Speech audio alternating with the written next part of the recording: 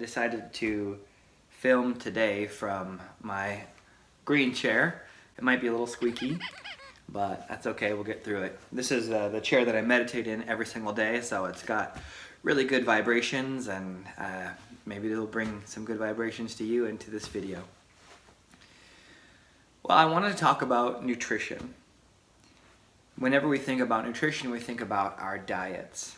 I guess first off, we understand nutrition as being part of a diet, right? What we eat. Like when we eat things like cookies or chips or whatever, we understand that it's not necessarily the best for us, but we still eat them, right? Even though we know it's not good for us. So let's take a bag of chips. So knowing that chips aren't the best for us, and we still eat them, do you ever wonder why we eat them? Well, when it comes to the package, it's usually something with bright colors, you know, and then these chips that we might eat, they have commercials, and the commercials show like an exaggerated good time, you know, of things that make you laugh, things that talk about get-togethers. It gives you this message that if you want friends and if you want family and you want a good time, you gotta eat these chips, right? And so what's bad about them, right? I mean, they really do bring family together. They really are a part of these events, and they are a good time. But what happens on the back of the package, you'll find this little rectangle, and in that rectangle it's called nutritional facts. And that's when you find out what this product is really selling.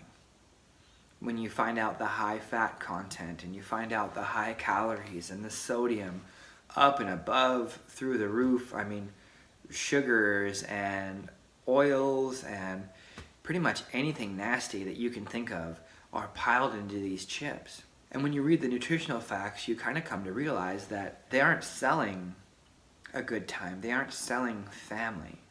They're selling obesity. They're selling heart disease. They're selling diabetes. Basically, these companies design this product to not only take your money, but take your health. And it's crazy to think that we get in line. We stand in line to buy these products, and we feed them to our kids, and we feed them to ourselves. It's the way it always has been. But I'm not here just to talk about nutrition as far as diet. I want to talk about nutrition for your psyche, for your subconscious, for your soul. Because when we think about diet as far as nutrition, how long are these chips actually affecting you, right? I mean, it stays in your digestive system for a day or 2 days, depending on your digestive health. And as your body digests these things, the nutrients and the waste, the bad stuff, all of it goes and is introduced into your cells. And your cells store that energy until it expels it, right? And I don't know how long. I'm not a scientist, but I would say that it's safe to say that any chips that you eat would leave your body and leave the influence that it has on your body in about a week, okay? But when we talk about what we feed our soul or our psyche, that can last a lifetime.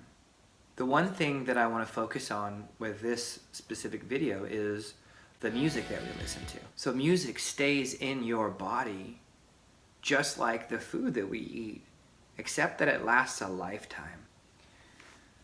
There was this new study that I read, and it was talking about ASMR. Basically, it's when you listen to music and you get the goosebumps. If you are a person who has the audio sensory meridian response, that's gonna stay with you forever. There was a study with people who do experience ASMR that have Alzheimer's or dementia. We're talking like deep into the furthest effects of these diseases.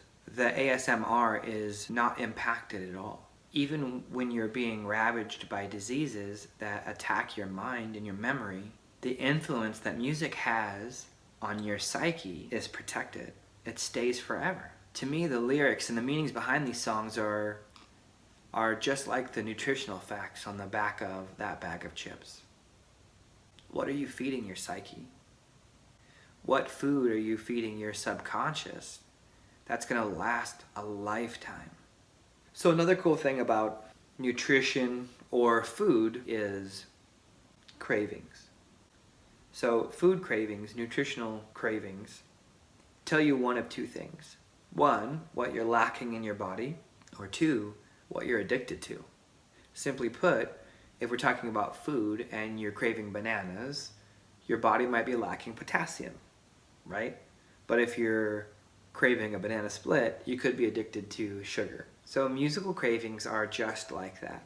You ever find yourself listening to a certain artist over and over again, or a certain style of song over and over again? Well, pay attention to the nutritional facts. Look into the lyrics. What is that song saying?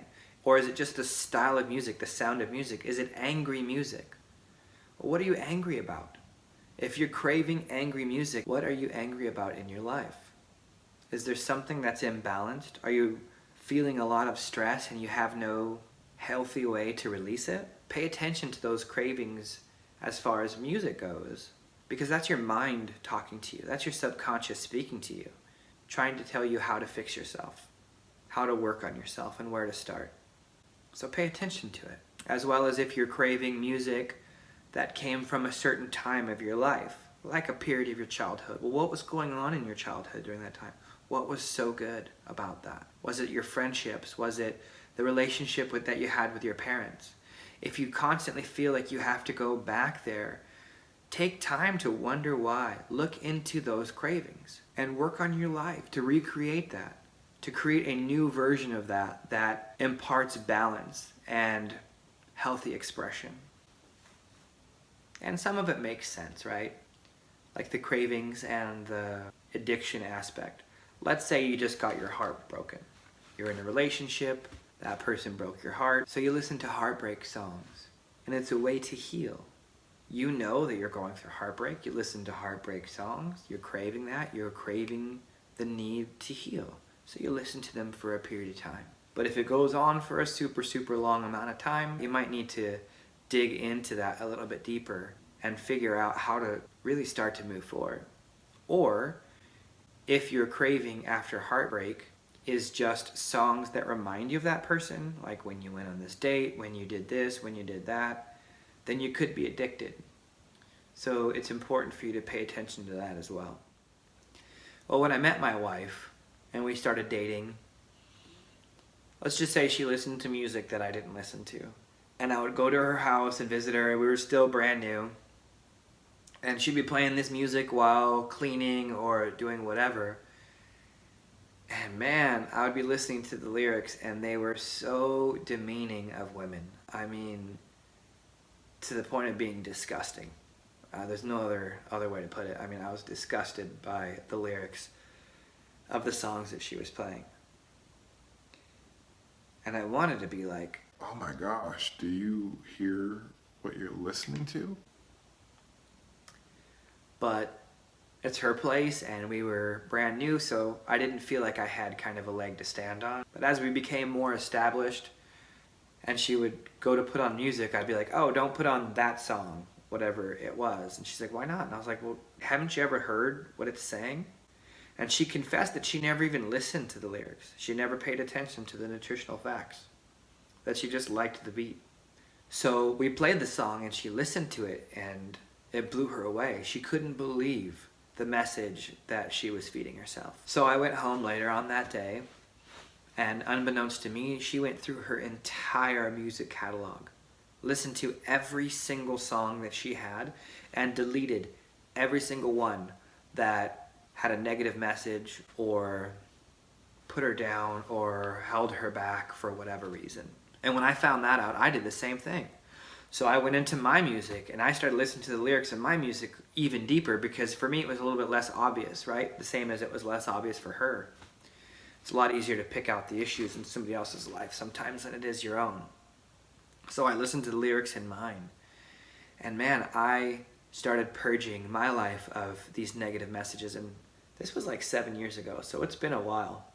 And I felt loss. I felt lost that when I let these songs go, like I remembered who I was as a kid and what I was going through. But the person who I am now deserved better than that, I felt. So what was I left with? If just about every single one of the songs that I listened to contributed to me feeling less of a person, to a life that glorifies drugs and sex and violence.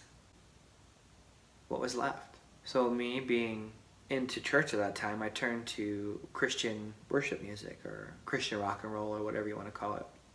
And that served me for a long time. I loved the messages. I loved the idea of being the recipient of God's love. That God loved me no matter what I did. That I couldn't escape from the love of God. That no matter what, I could always hope. I could always know that if I put my trust in God, that I could overcome any obstacle. But after a while, the edges of those songs kind of got worn out. They began to lose their meaning to me. And I found myself thinking it wasn't enough to be involved in a passive relationship where I could just sit back passively in my life and know that God's going to take care of it. There was no challenge in that for me.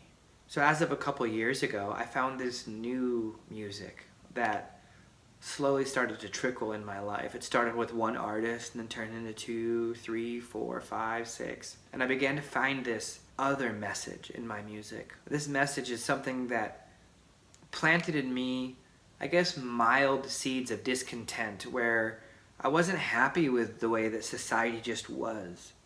That it was like, things aren't as good as everybody makes you believe. Things with society, things with the environment, things with politics, things with religion, all of those things. It kind of helped open my eyes to the fact that work needs to be done. These songs sing of being proper stewards to the environment and to nature. They sing songs of ancient wisdoms, of indigenous people. They sing songs of standing up and fighting for what you believe in. They sing songs from different religious perspectives, and that we can all believe what we believe in harmony. These songs changed my life and continue to change my life. In fact, the reason why I'm doing these videos right here, why I'm doing this right now, is because I believe that something needs to be done. And not only is the knowledge enough that the world can and should be a better place, that I'm responsible for it. I'm responsible to make that change. Now, I don't expect anybody to like my music, but I'll name some artists, so hopefully you can find out what I mean. I am positive that you can find similar threads of message in all types of music, whatever is your preferred genre. But some of the artists that I listen to are Sam Garrett, Paul Isaac, Tubby Love, Xavier Rudd, Satsong, Trevor Hall, Mike Love, and Nako and Medicine for the People. Nako is my personal favorite. For me, he was the person that introduced this message, this level of discontent. Now, I don't listen to every song by these artists. I only listen to the songs that challenge me to be a better person, songs that challenge me to influence my culture, influence my community, to stand up for planet and creature, to make a change and to make a difference. I chose these artists because they have a high concentration of these messages within their works of art. So the point of all of this is that I hope that you know that what you're feeding your psyche matters. It matters in the sense of the potential harm it could be causing to you, that it could be desensitizing you to things that you might not want to be desensitized to. And hopefully you know to pay attention to your cravings of music and messages, that it can help give you a starting point into working towards healing yourself. So if it works out that you're interested in changing the messages that you're feeding yourself and you pay attention to those things, it might help to affect change in your corner of the world. I hope you got something out of this video. And remember, you are wanted, you are loved, and you're a blessing. Thank you.